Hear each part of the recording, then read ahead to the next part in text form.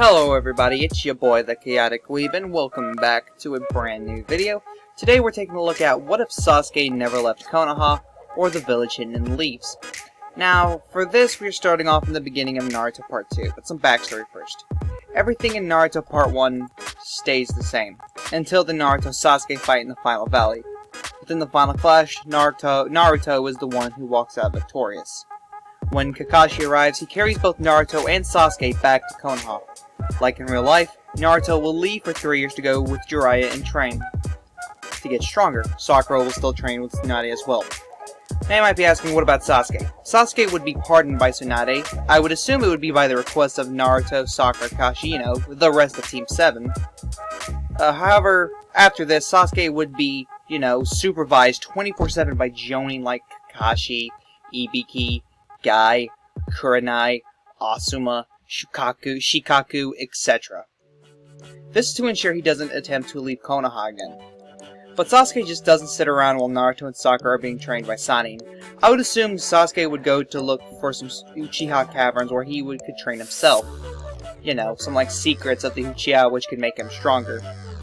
So by the end of the 3 years, instead of Sasuke being stronger than Naruto like it was in real life, they would be relatively equal to one another. Fast forward to Shippuden, it's revealed that Sasuke was promoted to Jonin along with Temari, Kankuro, and Neji. So that seems like something that would have happened for me. I think Sasuke essentially would have been a Jonin by the time Naruto Shippuden started. When Kakashi and Team 7 have their little battle, Sasuke joins the fight, which makes sense. Which makes the Kakashi a lot more cautious, especially since it's 3 against 1. But it still ends the same way, with Naruto spoiling the book for him, which would be a comedic little thing with Sasuke and Naruto. Onto the Kazekage rescue mission arc. A notable change is that Sasuke goes with Team 7 to the Sand Village during the fight and goes with Team 7 to Sand Village. During the fight with fake Itachi, Sasuke and Naruto are both caught in the Genjutsu. This is just a little fanfiction for me, but I could see them both fighting each other thinking that the other one is the enemy. This goes on until the Genjutsu would be lifted. I would assume Sakura would grab onto Sasuke, Kakashi and Chie would grab onto Naruto. I think that would be a fun little thing. Now the question is, does Sasuke help fight Deidara or Sasori? I honestly believe he would stay to fight Sasori, which helps Sakura and Chie out tremendously. I could definitely see Sasuke using a Sharingan to get Sakura out of sticky situations and to find Sasori's weak spot. It would also make the whole thing of Sasori being a puppet a lot less surprising, as Sasuke would already know by that time. Going on to the Tenchi Bridge arc, there is one big question. Does this arc still matter? Essentially, the only reason why they went was to find Sasuke, but since Sasuke never left, do they go?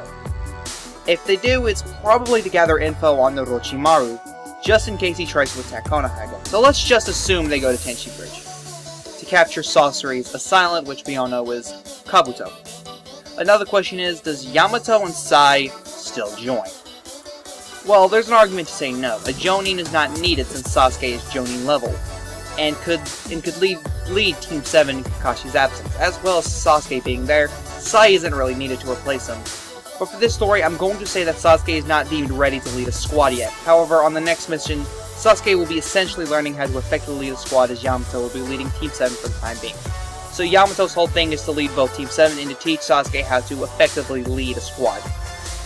Everything is essentially the same. When Team 7 gets to Tenchi Bridge, I don't see Naruto losing school and going to his fourth tail transformation. Orochimaru won't be saying stuff about Sasuke since he's really got nothing to say. Now, he could say something like how he was going to take Sasuke's body, but I don't really see that being enough to make Naruto lose his cool. In this scenario, I could definitely see Sasuke and Naruto fighting Orochimaru together. Honestly, I could.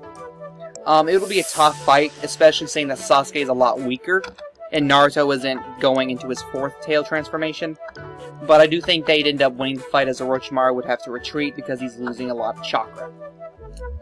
Next up is the Kakuzu and Hidan arc. Sadly, Asuma still died. That's a damn shame. Kakashi and Yamato end up training both Sasuke and Naruto. Essentially the same exact training. They're trying to teach them a new chakra control and learning a new technique. For Naruto, it'll be the Rasen Shuriken, and Sasuke, it'll be Kirin, He doesn't learn this in this timeline up until now, so there's that. This arc stays exactly the same, except when Shikamaru and Hidan are fighting. Sasuke shows up to help Shikamaru out, but he doesn't do much, seeing as it's Shikamaru's fight and not his. He would understand that Shikamaru has a vendetta against Hidan. He understands. He has his own vendetta against Itachi and wouldn't want anyone to get involved with him, so why should he get involved with Shikamaru? So that is the end of part 1, and with Sasuke still in Konoha, a lot could change. But part 2 can end up being even more hectic with Sasuke still in Konoha.